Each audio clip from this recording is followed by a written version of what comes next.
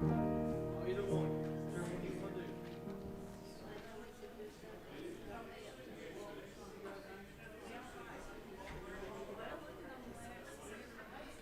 Whichever one you want to do.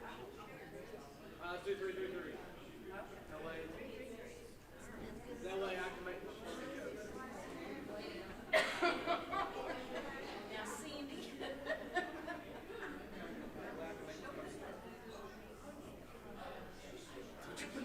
Who do you want me, Ricky Bobby?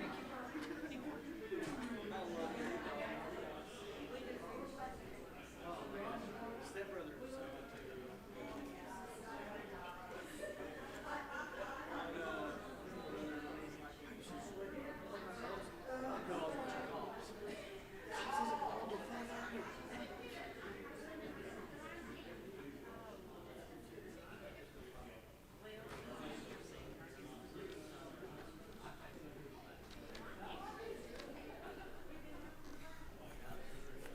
Good evening. As you can tell, I've been voluntold to sing. We're going to do Leaning on the Everlasting Arms on page 333. We're going to do first, second, and last because there's only 3 verses.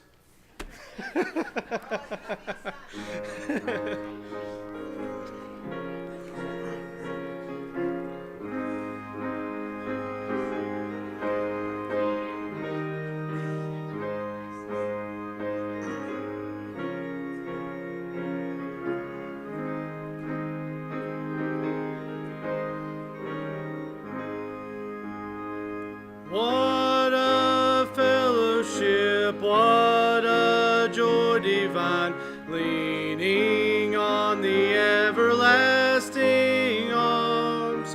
What a blessedness, what a peace is mine, leaning on the everlasting arms. Leaning, safe and secure from all alarms. Leaning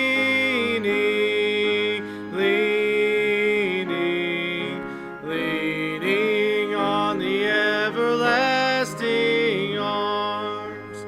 Oh, how sweet to walk in this pilgrim way, leaning on the everlasting arms.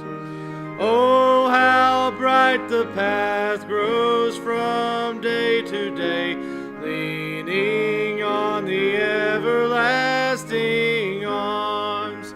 Leaning, safe and secure from all alarms. Leaning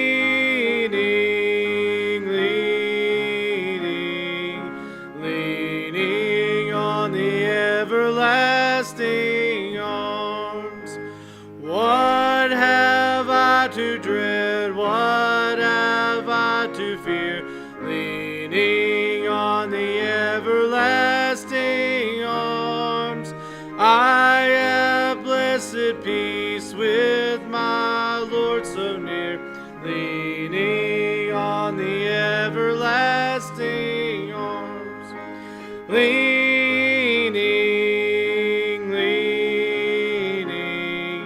safe and secure from all alarms. Leaning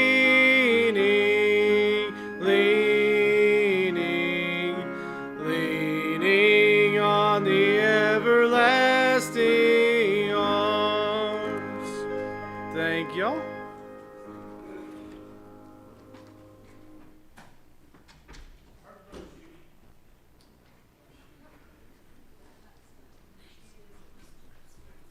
Okay. Good evening. How we doing tonight? Got a pretty good crowd out for a Wednesday night. We had a good fellowship meal, a good attendance for that. Thank Trish and Ed for good chili. Ed said the one I ate, the mild, wasn't even chili. He doesn't count that as chili, but that's all the chili I needed. So anyway, I'm a mild kind of guy. I can't handle too much heat, So anyway, be finding Exodus chapter 17 tonight, and we're going to look at the first 7 verses. Exodus chapter 17, verses 1 through 7. And we want to open up in prayer. Mike, up in the sound room, you care to open us up in prayer tonight? Father, as we come to you, we are grateful and privileged to be in your house tonight. Look down, Lord, and I thank you for each one who is come. We thank you for those who work and prepare a meal, and what we enjoy the fellowship so much together. I pray now as we open your word, Lord, that you empower us with giving us the message, the words that we need. Lord, give us open hearts and minds to just take it, use it in our lives. In Jesus' name I pray. Amen. One of the temptations by which Satan tempted Jesus involved the Jewish temple in Jerusalem. Satan took Jesus up to the pinnacle of that temple, and by the way, that in itself is fascinating to think about. The two of them on the pinnacle of the temple. Could anybody see them up there? How did they get up there? Did they fly up there? Did they just appear up there? I mean, that's a whole thing in and of itself. But Satan took Jesus up to that pinnacle, and Satan said to him, "If you are the Son of God, throw yourself down from here." And then he quoted a portion of Psalm 91 saying, "For it is written, He," referring to God the Father, "shall give his angels charge over you to keep you. And in their hands they shall bear you up, lest you dash your foot against any stone." What Satan was doing was saying, hey, if you are the Son of God, and by the way, Satan knew that Jesus was. Really, that word "if you are" means because you are. But what Satan was doing was trying to get Jesus to perform some type of miracle or have some type of miracle performed on his behalf before Jesus was ready to do that kind of thing. And so in response to that temptation, Jesus quoted a portion of Deuteronomy 6:16, saying, "It is written again, you shall not tempt the Lord your God."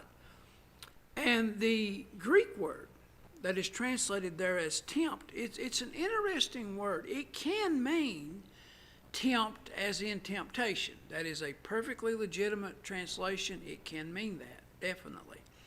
But it can also mean to test, to put to the test. It can mean that too. And the way it should be used depends upon the context in which you find the word. So in that story, the idea is you shall not test the Lord your God, because James 1:13 says God cannot be tempted by evil. So even though it isn't possible to tempt God with evil, it is possible to put God to the test. And that's what Jesus meant when he said, "You shall not put the Lord your God to the test." And to put God to the test, what does that mean? It means to expect him to perform a miracle on demand. It means you've got him on speed dial, and he just comes through instantly as soon as you need him to come through for you, that kind of a deal. It wasn't God the Father's will for Jesus to jump down from that pinnacle and expect God the Father to send angels to rescue him. And we know that it wasn't, because that would have been asking God the Father to perform on demand. Now, I'm mentioning all this because here in our story that we've come to in Exodus, we're going to find the Israelites doing this kind of thing. They sinfully put God to the test. When they find themselves in a difficult situation, they say to God, "Are you going to help us or not? You're supposed to be in our midst. If you are, how about doing something to get us out of this fix?" Their attitude is very poor. And if you think their attitude is poor toward God the Father, well, it's also poor toward Moses, because he gets clipped too. And what we're going to find at the end is that after this whole sordid event has played itself out in the history of the Israelites, Moses actually gives two names to the location where it happens, and neither name is flattering to the Israelites, okay? Now let's look at verse 1 and get started. And all the congregation of the children of Israel journeyed from the wilderness of Sin after their journeys according to the commandment of the Lord, and pitched in Rephidim. Okay, so far so good. And there was no water for the people to drink. Uh-oh, there's the problem. Now we get some more detail about this story in another part of the Bible. In Numbers chapter 33, we're given more details of this leg of Israel's journey out of Egypt. And those verses say, verses 12 and 13, that the Israelites camped at two places before they got to Rephidim. Those places were Dophkah and Elish. And by the way, as we're plowing through this book of Exodus verse by verse, we never run into any easy pronounced names. I'll just give you that going in, okay? And if you think I'm just guessing up here, I want you to give me credit. I have a little Bible dictionary that I actually take the time to try to pronounce these names correctly. So if I miss any of them, when we get to heaven, I don't want to hear, you blew that one, Russ, because I'm trying, okay? But according to Numbers chapter 33, they stop at Dophkah and Elish, but then they come to Rephidim. And it's there that this issue of water comes up again, and I say again because we've read this before in our studies in Exodus. It first came up when they departed from the Red Sea. They went 3 days' journey into the wilderness of Shur, and they didn't find any water. And then at last they came to water, the waters of Marah, but their excitement didn't last long because they found very quickly those waters were bitter. And it was then that they complained to Moses, they griped, they grumbled, and God solved that water problem at that time by instructing Moses to cut down a certain tree and cast it into the waters of Marah. And whatever that tree was, and it evidently was a miracle, that tree being in those waters, that log, it cleared up the bitterness of those waters, and it made the waters sweet. And then, to really take care of the Israelites' water problems, not long after that, God led them to a place called Elim. That was an oasis. There in the wilderness, there were 12 wells there. And so they got thoroughly restocked there on their water, and they've been running on that for a while.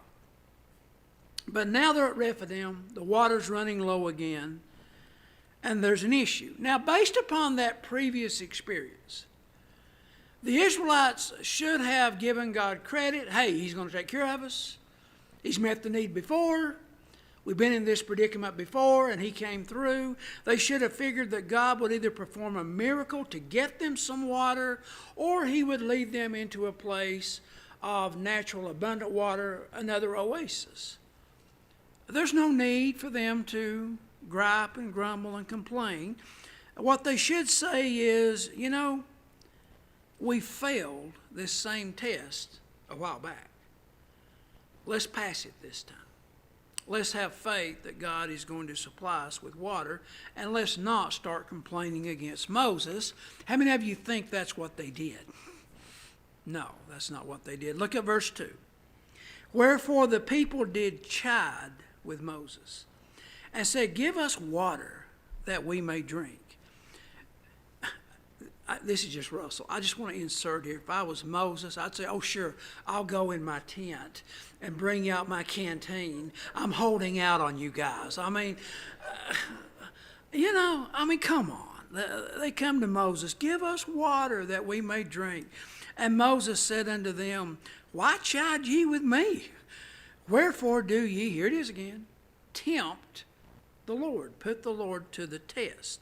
Again, that's the idea. They're trying to put God to the test. As a matter of fact, the Hebrew word that is used here, it's the same Hebrew word that is used to describe God testing Abraham. back in the book of Genesis when he told Abraham to offer up his only son. You remember that story. It's the same Hebrew word. That's the idea. They're testing God. As a matter of fact, when we get down to verse 7, we'll see that the Israelites, they ask, is the Lord among us or not? You see, that question was intended to make God step up, to make God correct the water situation. These people are not walking by faith. They're not confidently expecting that God is going to grant them water in His will and in His timing and in His way. They're just demanding that God do on their time schedule, the way they want Him to do. But before we judge the Israelites too harshly, every one of us, including me, we need to examine our own lives, and we need to make sure that we ourselves aren't sometimes guilty of putting God to the test. I don't want you to answer out loud, but I just want to ask you, how many times do you think God has come through for you down through the years? How many times has He gotten you out of a tight spot? How many times has He met your needs? There have been so many of those times you can't possibly remember them all. Well, in light of all that God has done for you in the past, have you reached the point where you never have a problem with the way He's running the universe? You never get upset with Him? You never question His methods? If you've reached that, good for you. I ain't there. No way. Many of us, I would say, we still tend to criticize God and question His ways when things are not going to suit us. No matter how many times He has proven Himself to us, we still put Him to the test. We still question Him. So really, we're not all that much different than the Israelites, because God has done far and away enough for us to start giving Him the benefit of the doubt when tough circumstances come our way, but we just find that so difficult to do. Now look at verse 3. And the people thirsted there for water, and the people murmured against Moses, and said, Wherefore is this that thou hast brought us up out of Egypt, to kill us and our children and our cattle with thirst? So they're not just questioning God, they're questioning Moses, like they always do in these situations. By now, Moses must have been getting tired of them criticizing him. They had complained against him back in Egypt. They had complained against him at the Red Sea. They had complained against him at Marah. They had complained against him in the wilderness of Sin. Now they're complaining against him here at Rephidim. And for Moses' part, all he had done, all that was on his resume, was he had been the man that God had used to lead them out of Egyptian bondage. He had been the man that God had used to part the Red Sea. He had been the man that God had used to annihilate the entire Egyptian army. He had been the man that God had used to sweeten the waters at Marah. He had been the man that God had used to explain the manna, what it was for and its purpose. And he had been the man that God had used to lead them this far into the wilderness toward the promised land. But he doesn't get any credit for that. I like what a commentator named Ernst H. Wendland says about this passage. He says this, quote, Who would have blamed Moses at this point if he had felt like taking his staff and going back to tend sheep for his father-in-law who lived nearby, end quote. Moses' situation here, it reminds me of a story I read one time. True story, from a pastor named Charles Lowry. Now, at the time, Charles Lowry was pastoring this big megachurch in Albuquerque, New Mexico. And one day he said to one of his critical church members, this guy was always criticizing Charles Lowry. He said to that church member, You know, if I had 2 more just like you, I'd be a happy man. And that kind of blew the church member's mind, and he kind of thought about that for a second. He said, Wait a minute, Pastor, what are you talking about? I'm always criticizing you. Why would you want 2 more of me? Why would that make you happy? And Larry said, Because I have 20 more like you. If I only had 3, I would be happy.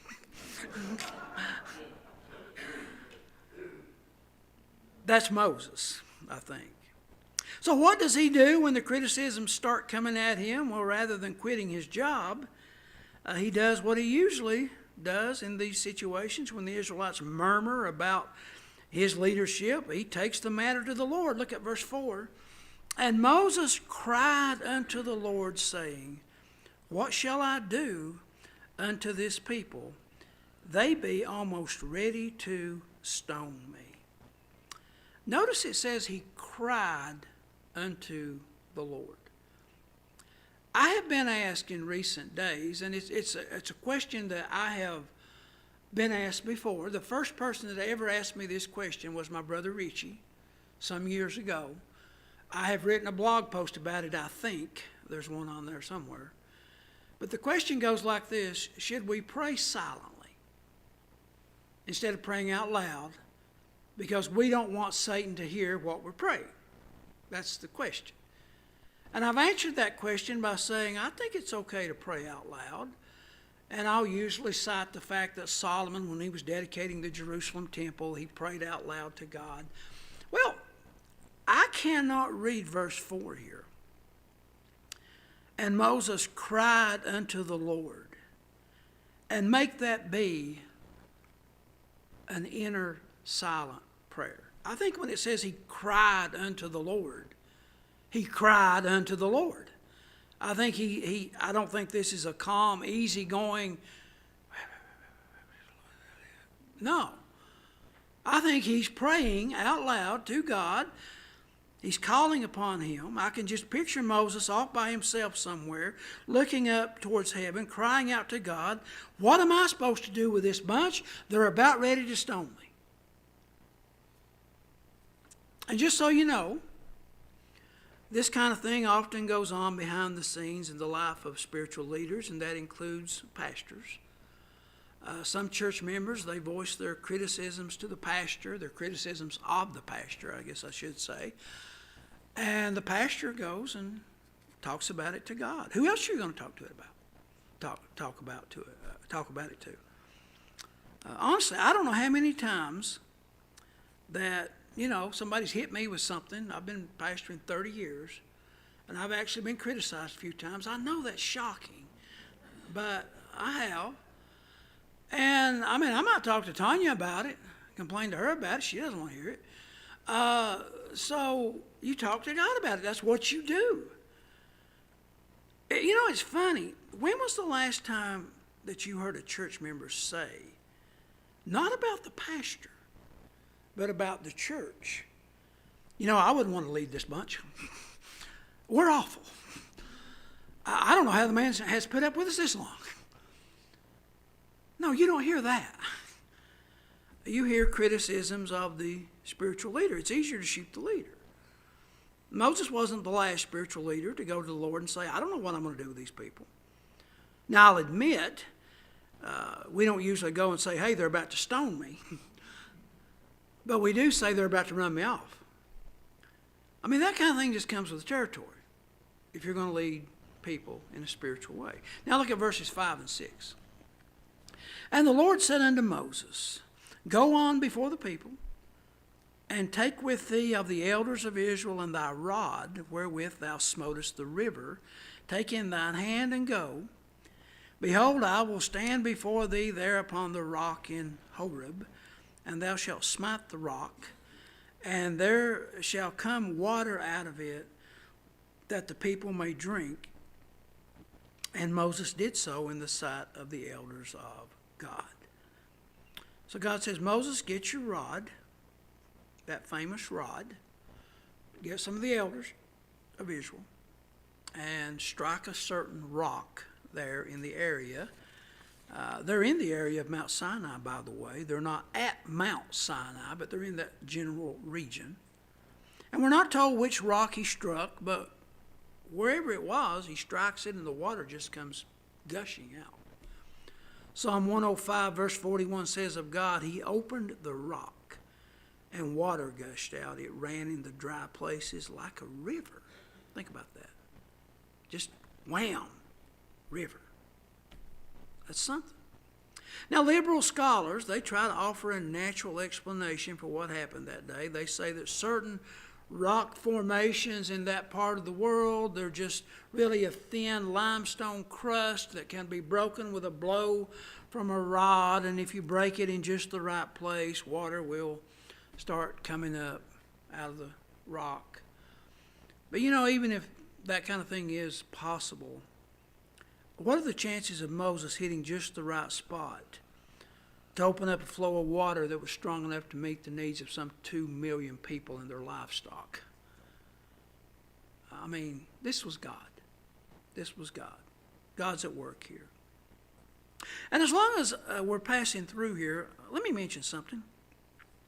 Did you know that the early Jewish rabbis, they wrongly understood this story to mean that this same water-producing rock actually followed the Jews throughout all of their journeys in the wilderness?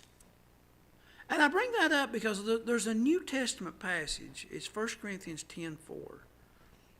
And there Paul says the Israelites all drank the same spiritual drink, for they drank of that spiritual rock, capital R, that followed them, and that rock, capital R, was Christ. Now that seems like a weird thing for Paul to work in there.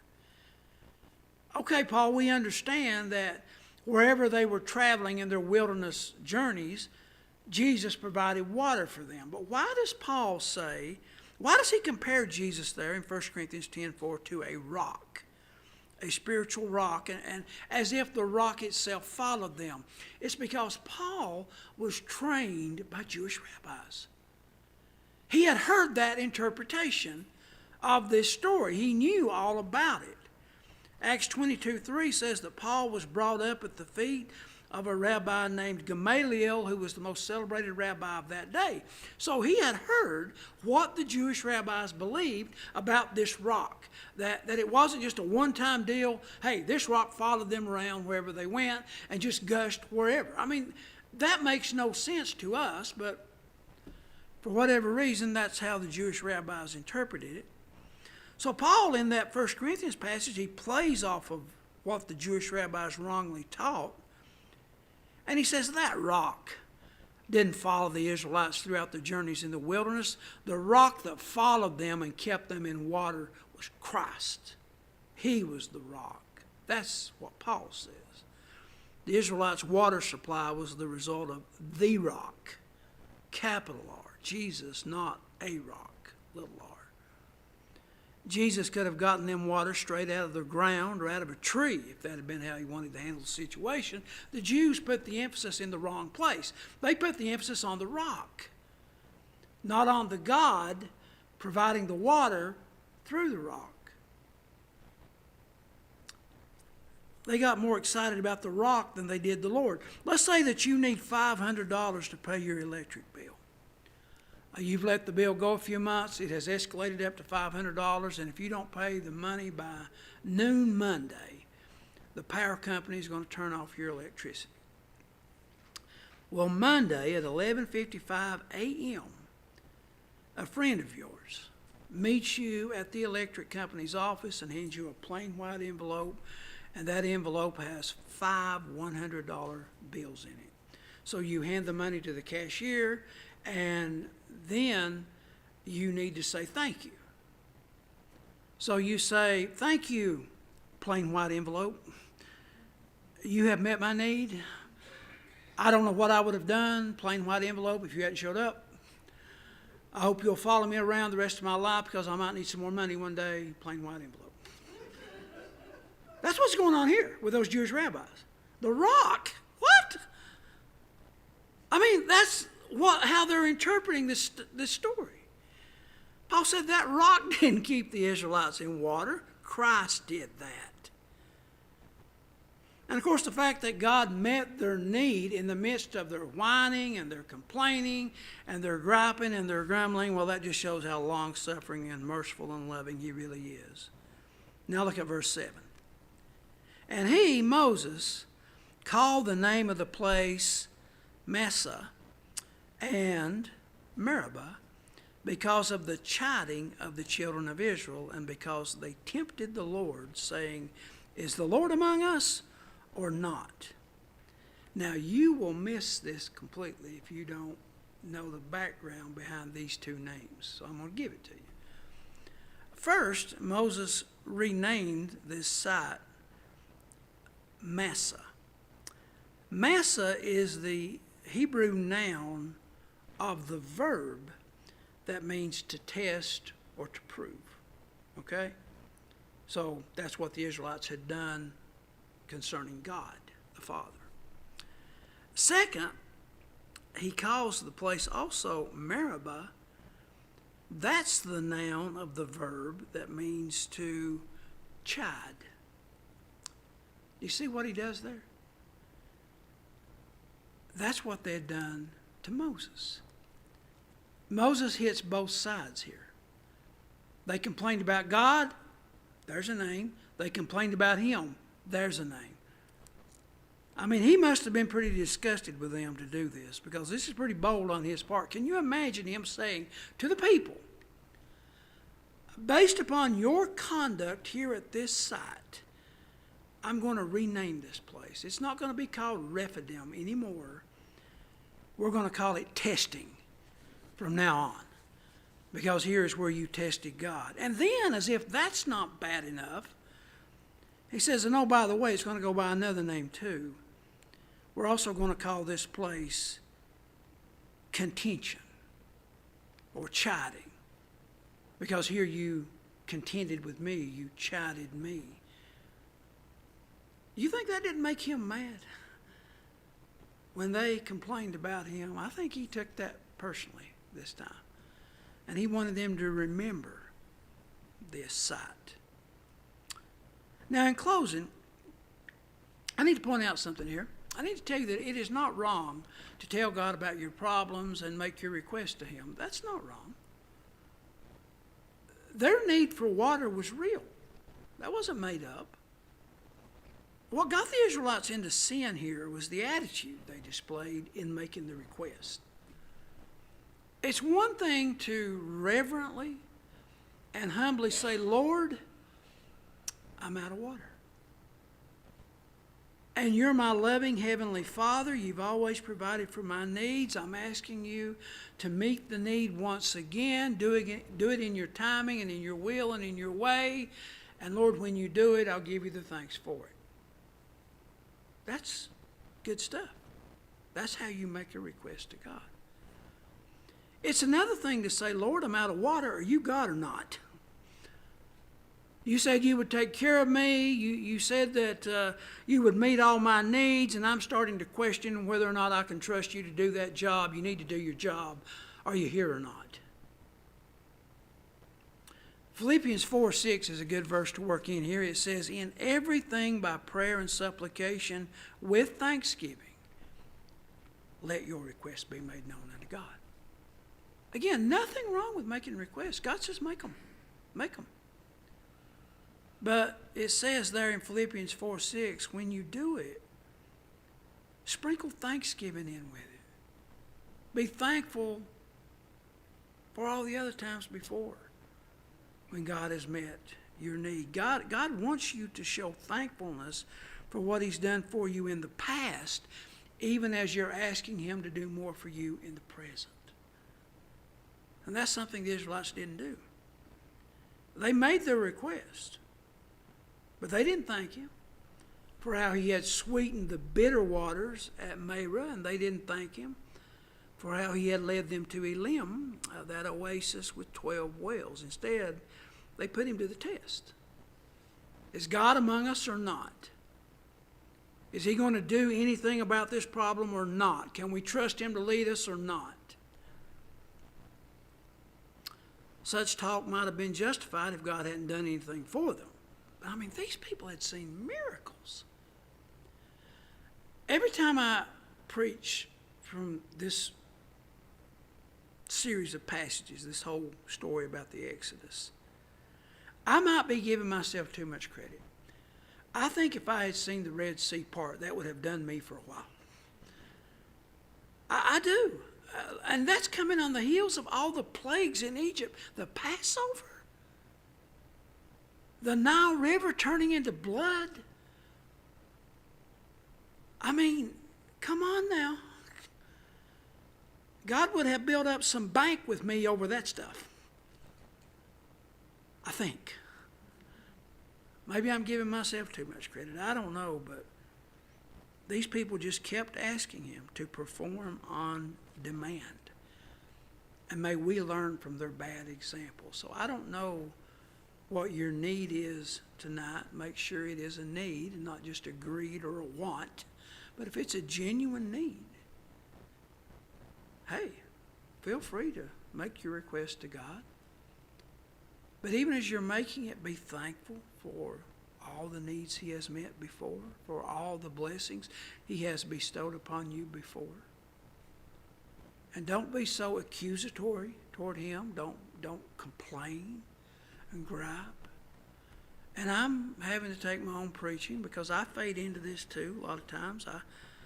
I haven't arrived yet on this.